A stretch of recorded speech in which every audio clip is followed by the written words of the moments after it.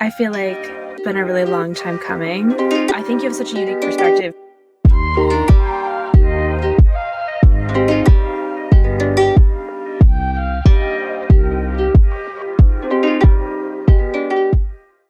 Oh my gosh, I feel like, been a really long time coming. This is going to be a really fun episode because you're actually, I think, like the first friend that I've ever had on the podcast. Everyone else has sort of just been like cold DMs or like reaching out. So this is going to be really fun, but I feel like we should give a little bit of background on how we met. So you were in San Francisco at the time, meeting with investors, right? Yeah. So I was out in San Francisco. I think it was last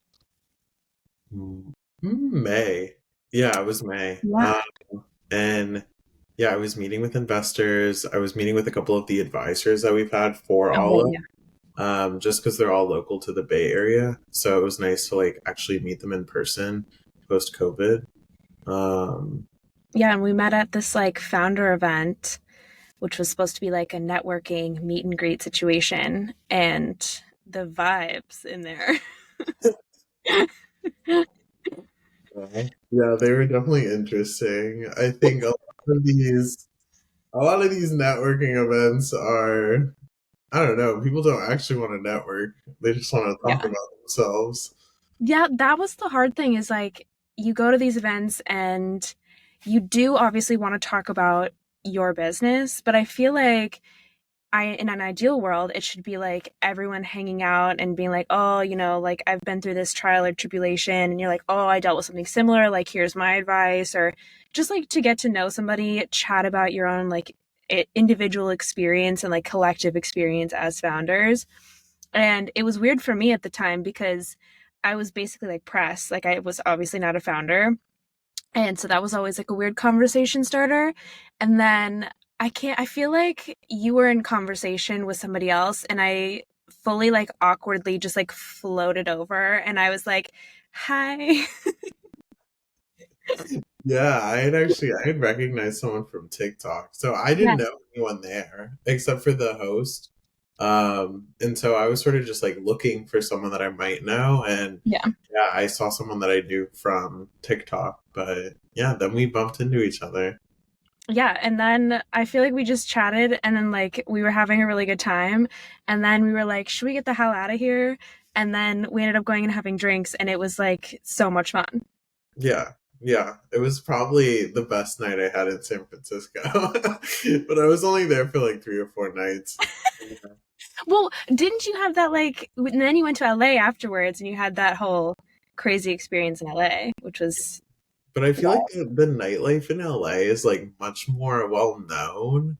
yeah, I feel like San Francisco is sort of like low key about it. So it was hard for me yeah, to like figure it out or like warm up to it when I was there. yeah. I Um, feel like in San Francisco, either you go to like your friends' houses, or you go to very like local bars, and I don't mean like a dive bar or like a pub. I think it's more like you just know these either like hole in the wall places that are like in your neighborhood, and that's sort of where you go. Yeah, the nightlife here, I think you described it really well, is a little bit more like low key, whereas like LA is more poppin'. yeah. So I guess we should talk about Allo a little bit. I think maybe we should start with the moment that you had the idea for it. Yeah. So my second and third year of college, I had been working on policy advocacy related to health education and sexual education. And as I was working on it at the local and state level in Virginia, I started to really get frustrated with the way that health education would be changed from year to year Mm, because of politics, or just the way it was being thought about, because there was always a focus on what was being taught but right. not how or when it was being taught. And so as someone who was getting or planning to get their master's in public policy, it was just really, it sort of broke my faith in the system. Mm, And I was thinking about a way that we could directly impact the people that were feeling the pain of this issue, which was Yeah. mostly parents and kids that were at home. Mm. And so Allo like grew out of that frustration with the way that health education was being conceptualized in government and policy spaces. And then I was like, okay, like let's just build a direct to parent approach. Like I do think at some point schools should be part of this equation. Right. The people that are really like feeling this pain right now are the parents who are, having to talk to their kids about consent, having to talk to their kids about boundaries. And when I thought back on like my own experience in high school, um, one of the most disappointing things was not only was I not given the support and resources in my health education class that I needed, but also my parents, like when I look back on that time, like they wanted to have, informed and evidence-based conversations with me, but they didn't have the support or community either. And Yeah. so just like looking at like the generational and like the exponential Mm. up of like a lack of health literacy, I was like, okay, like we've got to build something directly for parents. And so that's what we're doing at Alla now.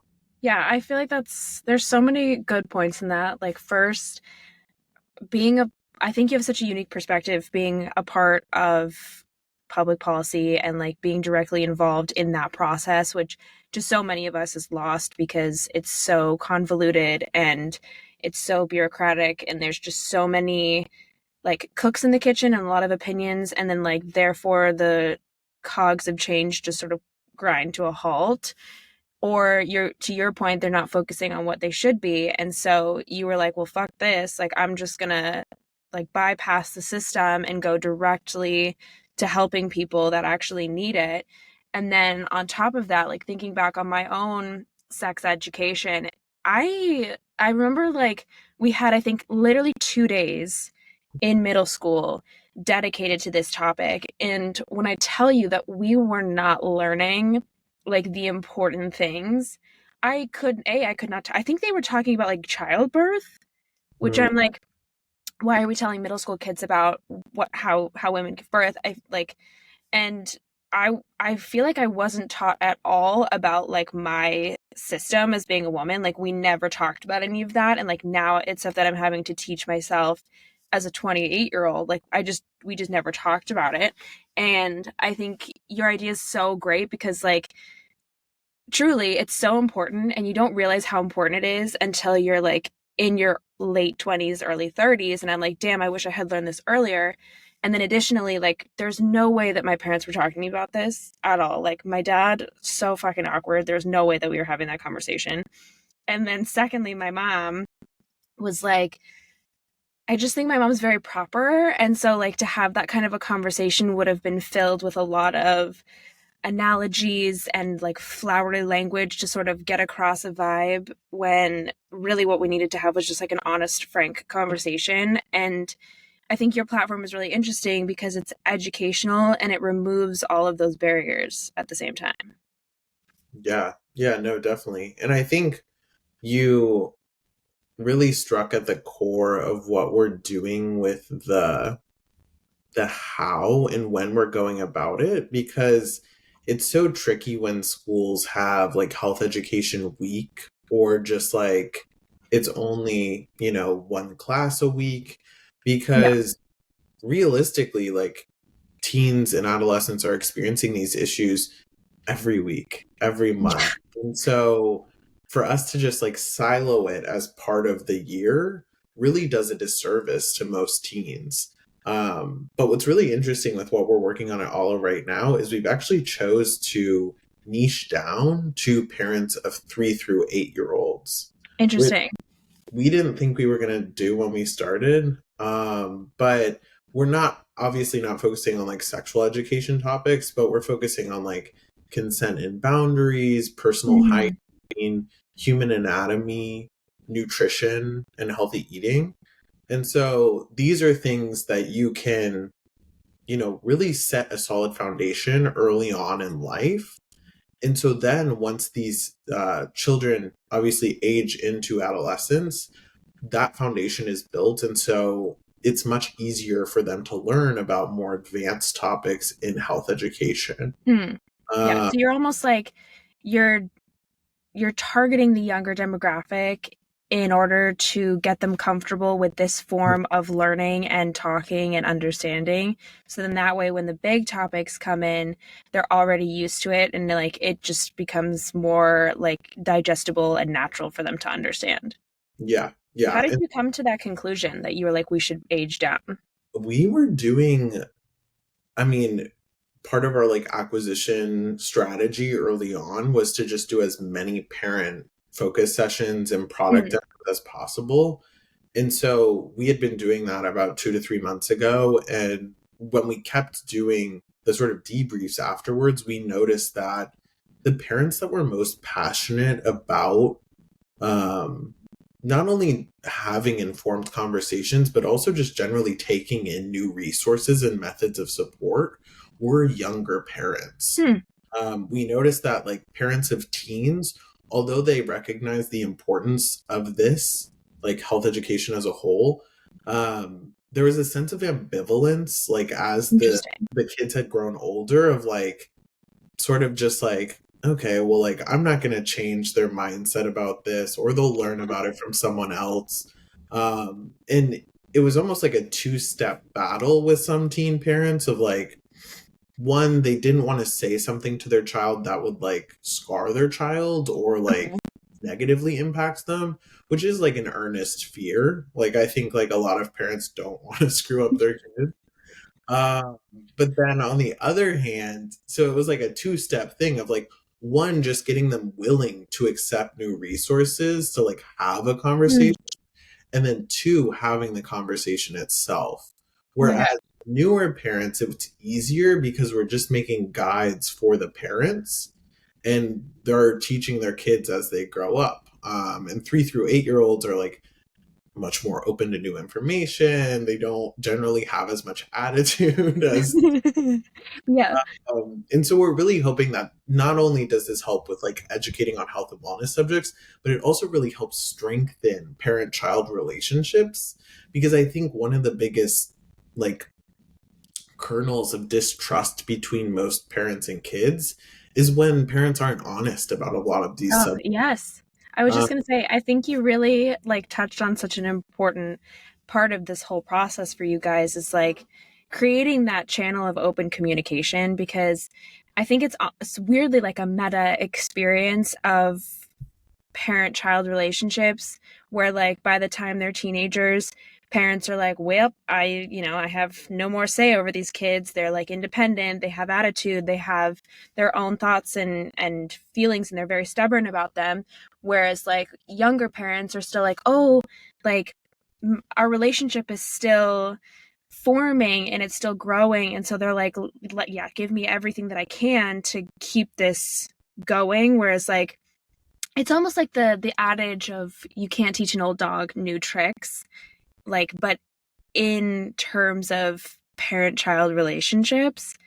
So it's like I think it's super interesting because as we start to look back on our childhoods, like you start to recognize the moments of where you stop trusting them and being like, I have to make my own decisions now. Like it's such an interesting dynamic and I frankly like am kind of terrified about the idea of being a parent because specifically what you said where you're like I don't want to screw up my kids and like looking back at like all the complicated nuances of my own family relationships and I'm like like how do you how do you stop that from what can I do to make that better and like not give my kids trauma.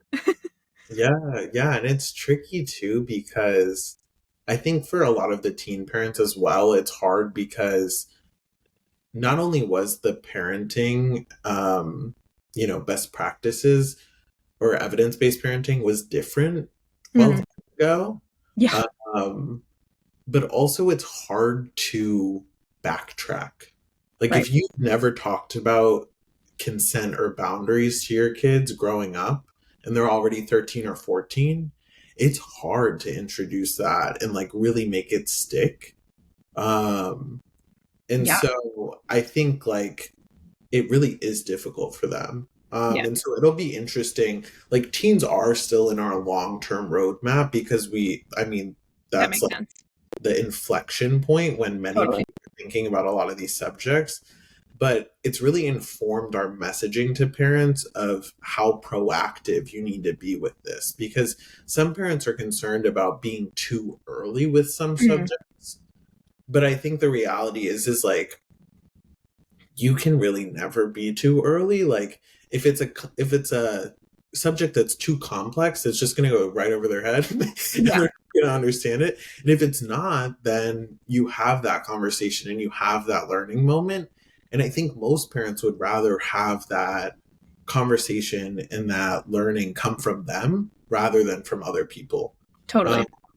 and so I think that's also an important part of what we're doing is having that just consistent resource that you can go through throughout these different milestones and conversations, um, and just like have that guidance because I think as the cool thing about all of us well is like we'll continuously update the curricula and the subjects as time goes on and new evidence presents itself.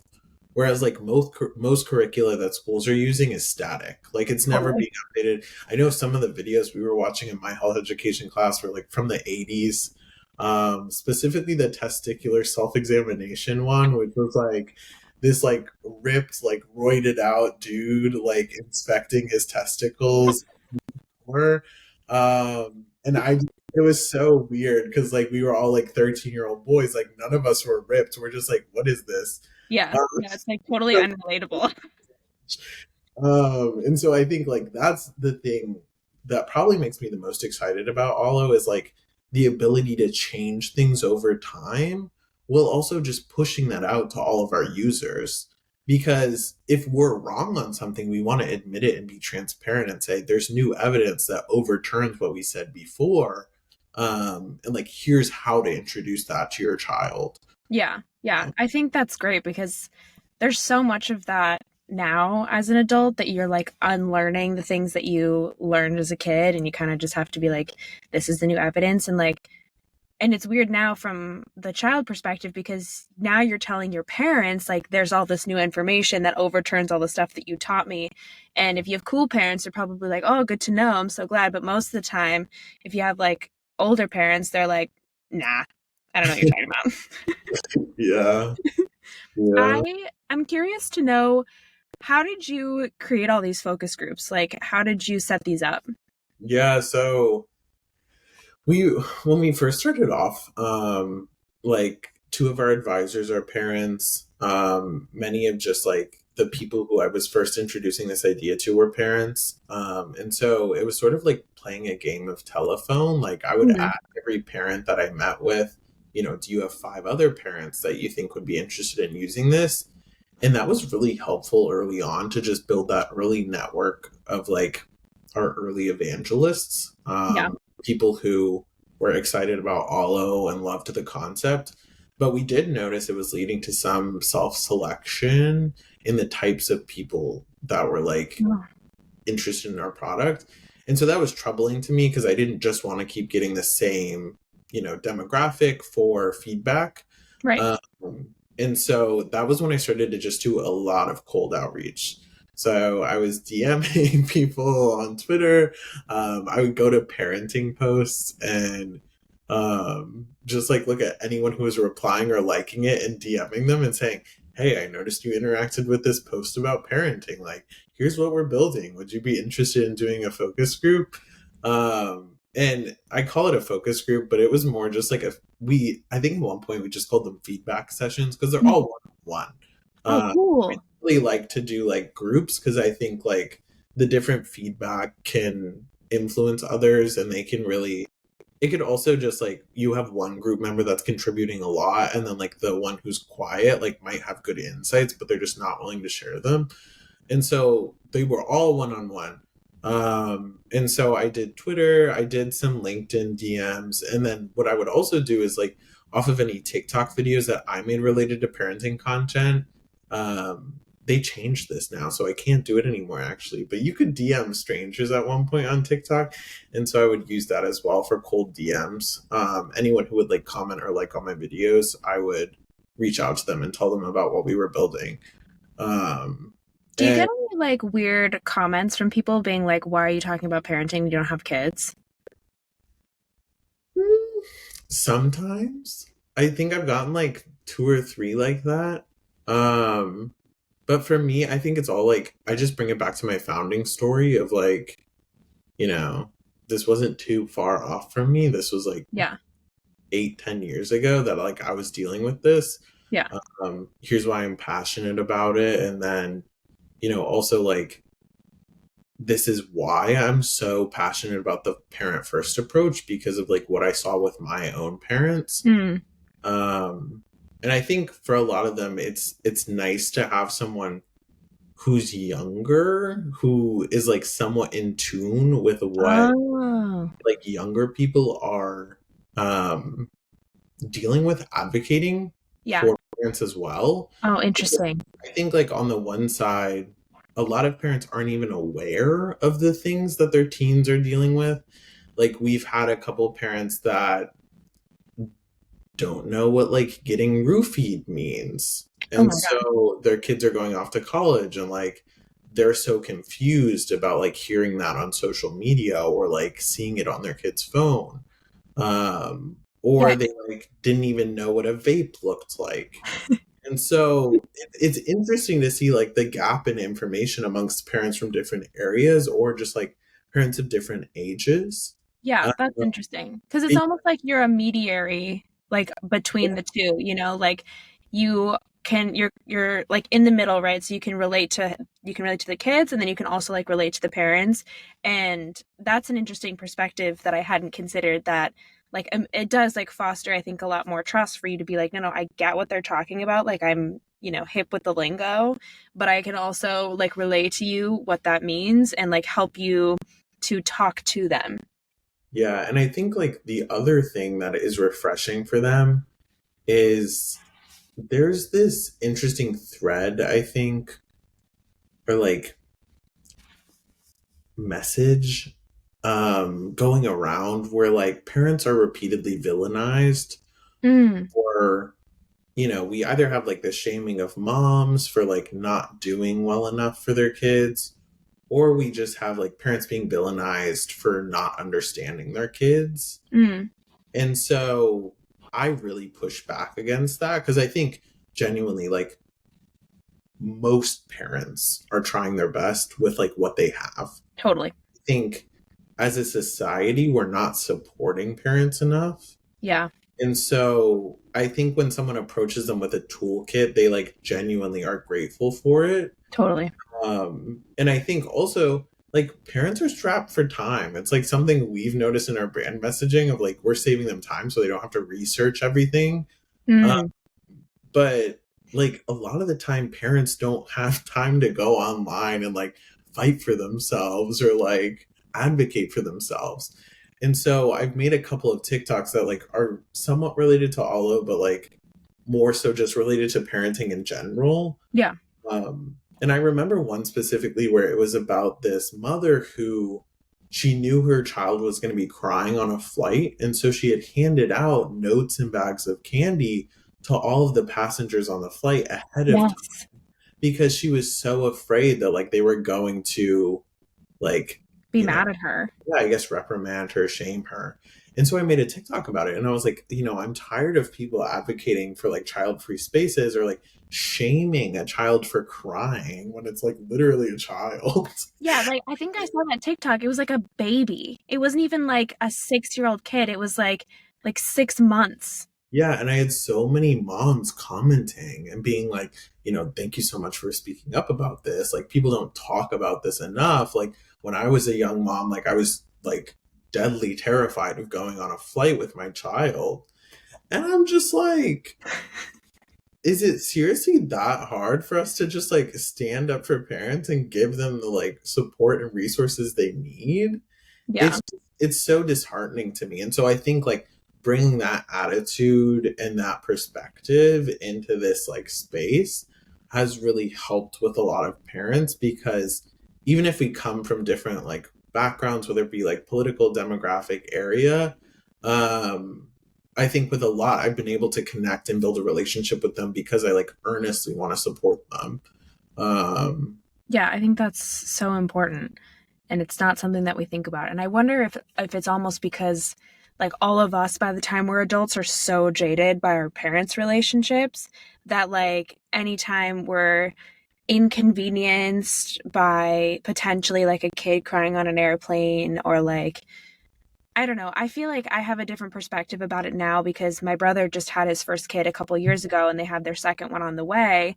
And like being a part of that experience with them, like when I take my nephew out to dinner and it's just the two of us, like I'm pretty lucky because he's really easy, but like, and they do a really good job with him. But I feel like once you're around a baby, your life experience and how you view other parents completely changes. Like I know for a fact, like on an airplane, I am very sympathetic to parents on planes because I know that like if their kid's crying, they have so much anxiety about it and they're like freaking out internally. And it's like it's okay, like don't worry about it. It happens. Like they are literally babies. Like just everybody, I think, to your point, should extend a little bit more grace and sympathy to be like, and then also like, how can I help you? You know, yeah. something as simple as that. Yeah, and I think that like doesn't go long enough. Like one of the things we've heard from parents in our feedback sessions, but also just generally observed, is most people will support parents during pregnancy and right after, but then that support just goes away. Hmm. It's just crazy because it's like parents are having to introduce new foods, potty train their kids, teach them how to read. And that's just like their early years. And then we Yeah. keep going, and it's like, okay, parents are dealing with their child like struggling with an eating disorder. Parents are dealing with their child coming out and like having mental health concerns. Like, creating a human being is not just like the pregnancy, it's like a whole process, Yeah. like teaching them empathy, teaching them how to like be a good person, Yeah. teaching them what a healthy relationship looks like. And it's just it's sad that like they only get the support at the beginning, because like parenthood is really this like long stretch of Yeah. time.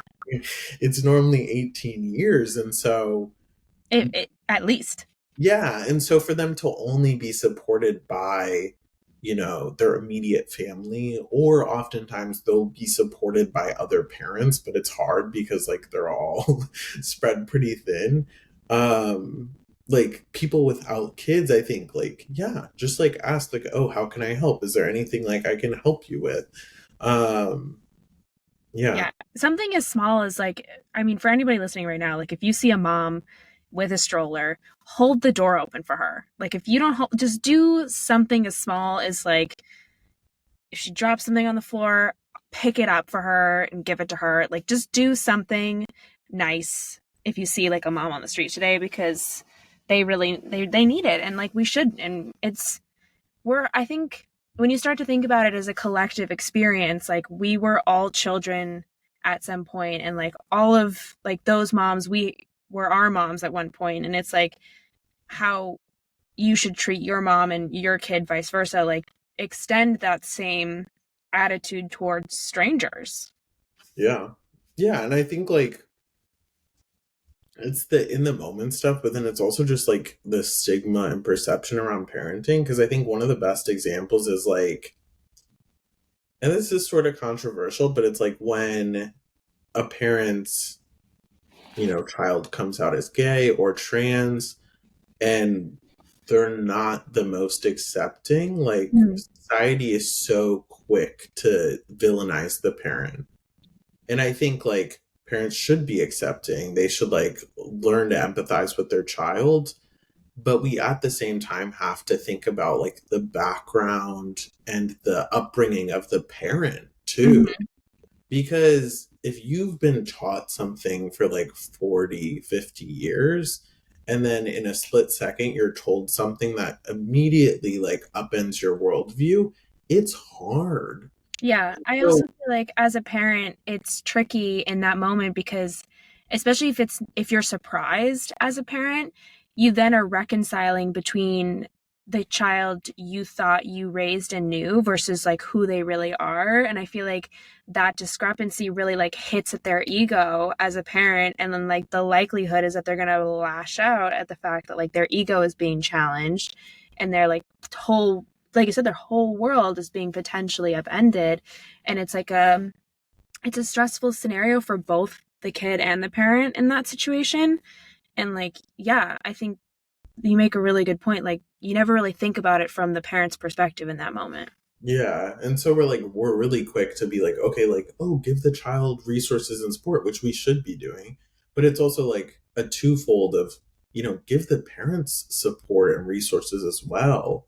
Um, because, I think when I came out to my parents, it was like very difficult for them to process. And I think if they had one of the things we're going to be doing at Allo is like what we're calling like triage guides or like an Mm, urgent guide, which is like not going to apply to all families, but it's like when something happens that's really tough to deal with or tough to talk about, whether it's like coming out, divorce, mm, dealing with suicide and grief. And those are going to be like one off guides that help you get through that with additional third party services, whether that's like family therapy uh, mm. or like counseling. And so to me, that's like, I mean, one of the toughest parts is like just not even knowing where to go to get support. Yeah, And so that's something I'm really excited about because I think a lot of families, it's really hard when you're struggling or you've just been confronted with something that you like didn't think you were gonna have to deal with, and then there's the secondary step of like figuring out, okay, but like how do I get through this? yeah, Um, And so I think like health education like doesn't just have to be this preventative. It can also be like a restorative in the moment. yeah. What I love about your company is it's like there's so many layers and it's almost like you have a never ending problem to solve or like to lend solutions for. It's such what seems to be such a niche space, but it's almost like the further down you dig into that space, like the more space there is. And it's such like a great idea, obviously from the sort of human aspect, but also like from the business perspective.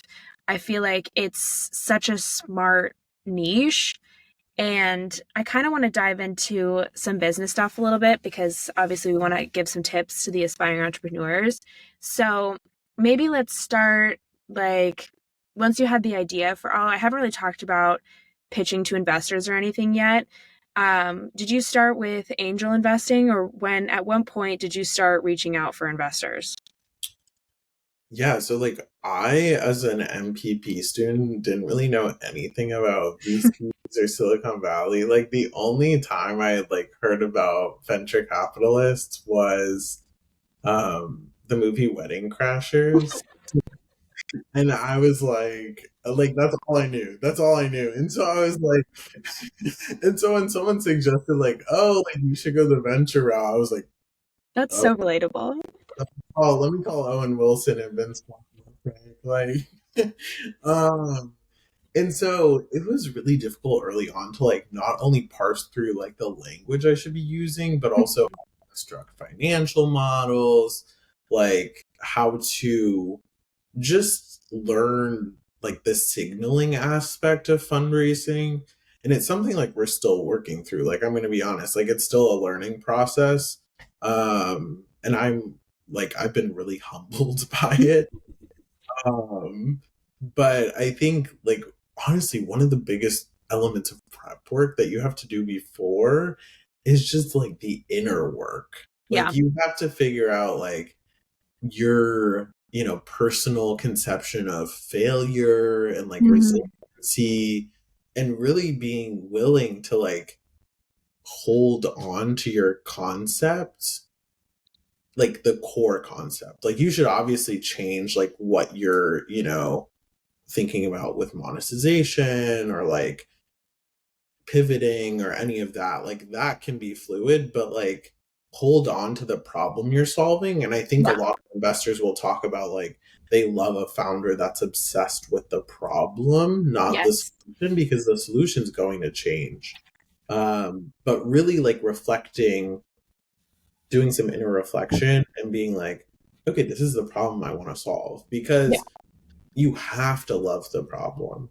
Yeah, I Uh, think that's a good point. Like when talking to investors, I feel like half of the time they really want to get to know you and they want to get to know your business. And like, if you can't explain the problem that you're solving and your solution in like a minute or less, immediate like red flags go up for them. And then I feel like also half of the time they're testing you to mhm. like really get you to dig deep and like get to the root and the core of your problem space. And to your point, I feel like I would personally, I've never done this before, obviously, but I would be so terrified to have like my first initial investor calls because I'd be worried that they were like asking me trick questions or like that they were just gonna like roast my idea. And like, Yeah. I think it's also like there's an element of, and I've learned this recently and it's really helped, because I think most founders think that they're sort of in the, I don't know, like the inferior position going into fundraising, mm, and that like, they're beholden to investors. But really the better mindset to have is thinking about, you know, who is the best financial partner for you. mm, And so, you know, loving your problem doesn't just help with pitching, it also helps you discern who's going to be the best partner for you. Because, investors should be coming to the meeting with a good like, obviously they're not going to be able to do a deep dive into health education before they go into this meeting, but at least just knowing the basics. Like I think some of the easiest meetings have been the ones where within 5 or 10 minutes I can tell that the investor just did not do any research. Like they're asking me questions that show they have no idea about the marketplace, the concept. And this is after I've sent them a deck and one pager. yeah, That's immediately like, okay, no, like this is not the person for me, because if they're not even willing to do that basic, yeah, support work before they're meeting with me, it also starts to raise questions about, okay, what type of diligence are they doing on the other companies in their mm, portfolio? And so are these really like long-term financial partners for me? And the that's a answer good might point. be no. And then there's That's a good also, point. yeah, and there's another level of questioning of like, okay, investors are going to have questions prepared for you about your concept, the problem, the solution, but you should also have questions prepared for investors about, you know, what fund are they deploying from, what percentage of that fund is deployed, how, like, do they do follow-on funding? With follow-on funding, like what number of startups in their portfolio has that occurred with?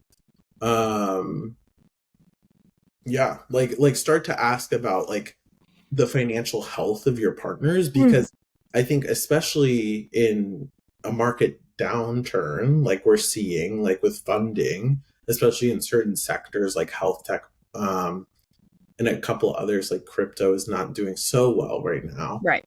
Um, it's good to just know like who you're partnering with.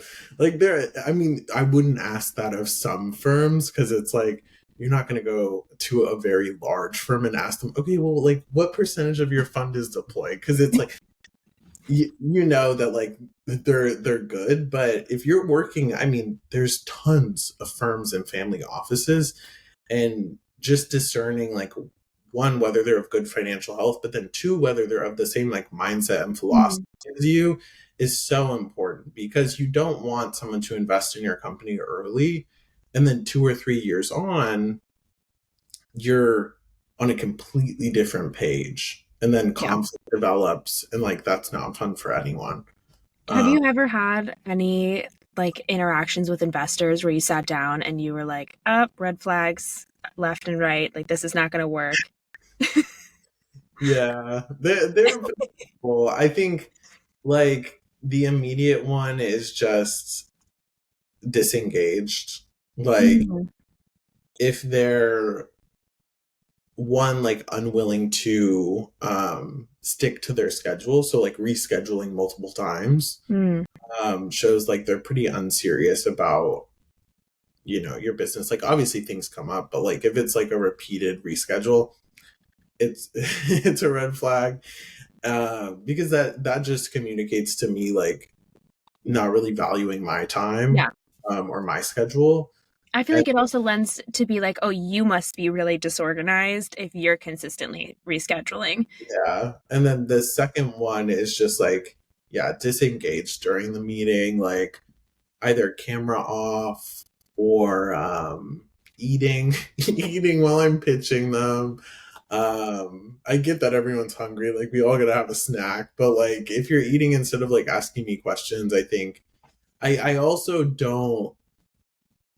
I think my perspective is like the founder should generally come with an agenda. Like it's fine Yeah. with either to come with it, but that I'm fine with. But I think it starts to trouble me when the investor is taking up the entire meeting with questions, because I think there needs to be, I think some of the best investor meetings I've had have been, 2/3 investor asking questions, and then they always ensure that there's time at the end for me to ask questions as well, which I think like shows me, okay, like they're interested in like being co-equal partners in building this. Yeah. um and so I mean, like there's always the joke of like investment is like dating. Like you Yes. wouldn't want to go on a date and like your date is the only just talking about themselves for like the entire time, or just only asking you questions. Like you want to get to know them as well, and I think leaving the space for that and being astute enough to like be like, okay, well, like now the founder needs to ask me some questions is like a really good green flag to look for. Yeah. What stage did you start looking for investors? Like how early? I looked way too early. That's why, Really? yeah, struggles with fundraising early on, because I was like just an idea and I was just like going out trying to pitch it. Um, and especially with our concept, since there's no like good market precedent around it, Mm. there's definitely a need for us to like have further validation before Mhm. going for larger rounds of investment. And so, we started out with a couple of angel investors. Now we're gearing up for our pre-seed round. And so, yeah, that's like, it's interesting because I think like angels have been a bit easier because a lot of them are just looking for something they're passionate about, or like something that they know will have impact. Yeah. Um, but I also think it's sort of like tricky sometimes for founders, because I think angels can validate them in a way that will do a disservice to them with institutional investors. What do you Um, mean? if you get like a number of checks from angels, you can think, okay, like I'm a investable business, but really you haven't gone through the levels of validation needed to raise larger Uh, rounds of capital. And so I think for me, it was tricky because like I got a couple of angel checks and I was like, okay, I've done all the things. Like the angels believe in me, like I'm good to go. And it's like no, like we actually had to do a lot more to like even get in a place of thinking about raising a pre-seed round. yeah. And so I think a lot of founders will like bypass the steps they need to take to like build a formidable business. And it just like, yeah, it does a disservice to them in the end. Yeah. Um, I feel but like also new businesses, like I feel like when you have an idea, like angel makes the most sense because most of the time also you're not being asked to give up stake in the company, whereas like as you go on to receive like VC money, they will start to want to ask for parts of your company, and like you don't want to start giving your company away before you've even started. Yeah, but like in most of the cases, like early on, like angels are still doing safe notes, so like they will eventually get like a piece of the company later on, but it's at a much like lower Mm. valuation than a VC would invest at. Um, Did you but have to teach yourself all this stuff like when you were just starting out? yeah, How did you do that? How did you teach yourself? Did you just do like a lot of Googling? yeah, it was that. It was just like asking other founders, like, whoa, like, does this look okay? And I honestly think that's like one of the funniest things early on because it's just like a bunch of 20-year-olds like texting each other, like, oh, can you look over this safe note? Or like, does this look normal to you? That's Especially with so like younger crazy. founders, but also I think like that's why it's important to have good advisors as well. Cause like our advisors, Anna, Crystal, and Sophia, like they're so helpful when I like need to, and they each come from like specific like niche areas that are helpful. And so I'm able to pass things by them, or like get their perspective, Yeah. um, which I think is like essential for like any founder that's doing this for the first time or like doesn't have a background, um, that's specific to like investing or finance. It's so helpful to have like Anna is now a two-time founder, and so she's been so helpful in just like working out the kinks and like just getting everything good to go. Yeah, Uh, totally. It's also, I feel like, building a team around your skill sets, right? So, like, everyone specializes in something. And as the founder, you're kind of the like face and the conductor, and that's its own full time job. And you can't also be expected to be perfect at every other aspect of the business. You really do have to rely on others. And to your point, especially for first time founders, like, I feel like the desire is to do everything yourself. You're like, I have to be HR, I have to be the person who's in sales, I have to be the marketing team, I have to be the CEO and the COO. Like they feel like they have to do everything. yeah, And I think what you did that was really smart was you did have these advisors that you could lean on and help and be like, is this okay? Is this kosher? Like, does this make sense to you? Or like, do you think I'm making the right choice? Because like I do that, but I call my dad because I feel like he's like my advisor. yeah, And I'm like, does this sound like a smart decision to you? Or like, do you think that this is a mistake? And I think every new founder like needs to have some sort of support system specifically around their business.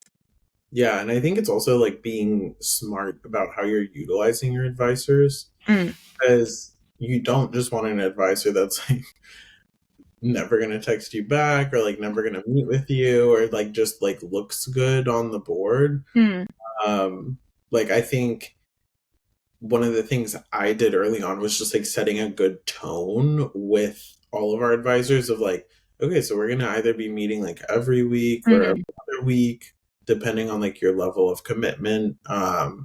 And this is like the specific focus area that I'll work on with you.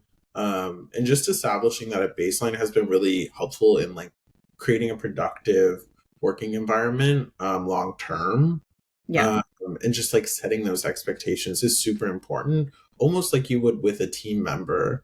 I yeah, think treating your advisors like someone that's on your team. Obviously, they're not full time, like they don't have that level of commitment, but like doing some of the same things you would do with a team member, I think is really important. yeah. Uh, When did you start to scale your team? Like, at what point did you know that it was time to start hiring people? I mean, we're still sort of like there. Like we haven't like it's pretty much just me and one other working on things. And I think it was just a recognition of my calendar and time. Hmm. Like I would notice that there were certain things that were taking me really long that I needed to outsource. And so then it was like, okay, like let me get someone who has that skill set that can assist me with that. Um, because I think if it's starting to like it's tricky, it's always tricky for me as a founder of like juggling different things because I think part of me just would love all day to work on like vision, mission, like setting our roadmap, like Yeah. charting like crazy ideas for us to commit to. Um, but at this stage, like I'm doing like a bit of everything. Like I'm doing our taxes, I'm doing marketing, I'm doing a little bit of coding, like I platform pushes, like I'm just like it's it's crazy, but I think when you start to notice like something that isn't your core competency, like taking up a Mm, huge amount of your time personally, then it's like, okay, like this is distracting from other things that I could be better using my time for. yeah. And then it's like, okay, like I definitely need to bring someone on for this because it's becoming too much of like a time suck, you know? Yeah, that makes sense because like I think you described the founder experience really well of being like you're the one who drives the mission and the vision and like that is where you shine in terms of like that creativity and like you're not being served well enough if like you said your time is being devoted to things outside of those tasks like it's really about dedicating yourself to where you can be the most efficient and the most effective in certain like areas of the business, but also recognizing that as an early founder, like you will be doing 800 jobs. Yeah. Yeah, and I think like one of the things that like I love, but it takes me way too long is like design, Mm, and UX design, brand design, all of that. Like I love doing it. I love just spending hours on it, but the reality is I would get lost in it. Like I would have to block off whole days during the week to get it done.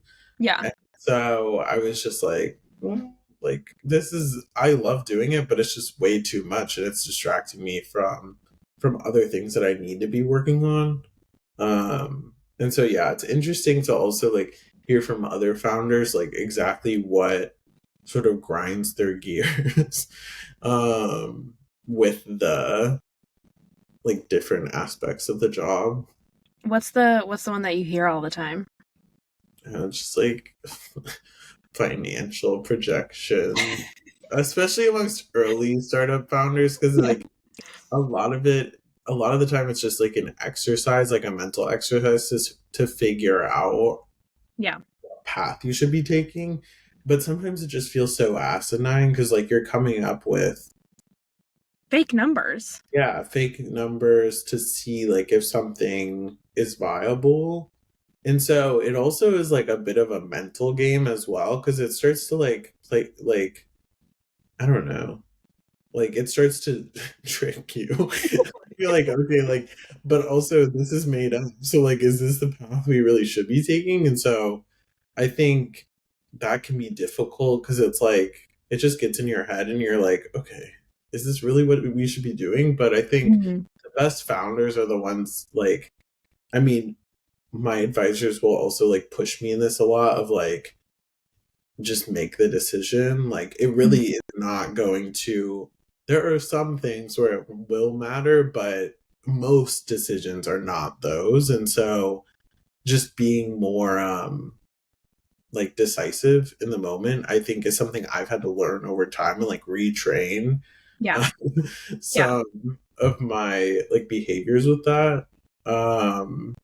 Yeah, I But think startups are so unique because you can consistently tweak like throughout the entire process. You have that luxury to put out product and then like take feedback and tweak it and like you can continue to mold it throughout every stage of the process and even beyond whatever the end of that journey looks like.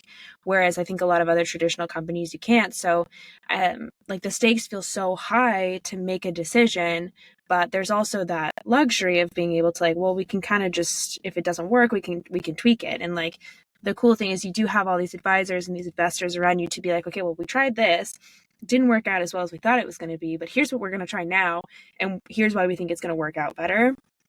And yeah, it's such like a cool, I think it's fascinating to me and it's such a cool way of doing business because to me it makes way more sense to do it that way. Like why would you not want to do it that way. I don't know. It just makes way more sense to me. Yeah, and I think it's just like almost a love of failure that you have to start. Mm. Because in my mind, it's just started to become an exercise of before I do something, I just go, what's the worst that could happen? And like the answer is always, okay, we learn from it. Mm. Like truly that's the worst thing that could happen because if it goes poorly, then we just know not to do that anymore or do it Yeah, differently. which is And kind of a benefit. yeah, yeah. And it reminds me of like improv in high school acting where it was like you would always do a yes and Mm. like okay that like distribution channel failed and then you just go yes and then you come up with a new like way like I think when we were doing our investor updates early on, like one of the things I did that was such a mistake was like I would just put the areas we weren't doing well in, but I wouldn't put a plan of action. Like, but now I know, like, okay, like in my head, I obviously knew, like, okay, that failed, so we're going to do this instead. Yeah. But it felt weird about putting the plan in there, and now I'm like, oh my god, like, how many investors did you alienate by just like sounding so pessimistic in the investor update? And I think in my mind, I was being transparent, Yeah, but totally. I really needed to be like another layer of transparent because I needed to not only share what was going wrong, but then also what we were doing about it. Totally. And I think that's a tricky thing too of just like being willing to share everything that's going on is a huge skill set because there's obvious things like you want to keep confidential to people who like aren't actually invested yet. But I think too many early founders are like scared someone's gonna like steal their idea, and like it could happen, but it's like execution matters a lot more than an Yeah, idea, and so totally. And also like not every like it's not a one size fits all solution. Like one founder doing a completely different founder's idea, like they could fail because like they're not the person for that idea or for that business. Like I feel like it's all of like startups are and the founders and then the businesses that they produce are very unique in that way. Like their relationship to that business is very different than somebody else's. So like I don't know, I feel like to poach an idea, it to your yeah, point, it would be very difficult to execute in the same way as the original. yeah, yeah. Well, I feel like I've taken the whole hour and this was such a good interview. It was so much fun. I Oh, loved I loved it. yeah, I really enjoyed it, Maddie. Thanks for having me on. Please tell the people where they can find you. Oh, okay. So on TikTok, I'm at Hunter Wagenaar, so just first and last. LinkedIn is the same, and Twitter is the same as well. So like What all, about for Ollo? Do you have like a like an account for them too? yeah, yeah. But if you want to join our wait list, we'll actually be opening like open sign up soon. But if you want to join the wait list, it's www.ollohealthed.com, and Ollo is OLLO. Perfect. I'll have it in the description too.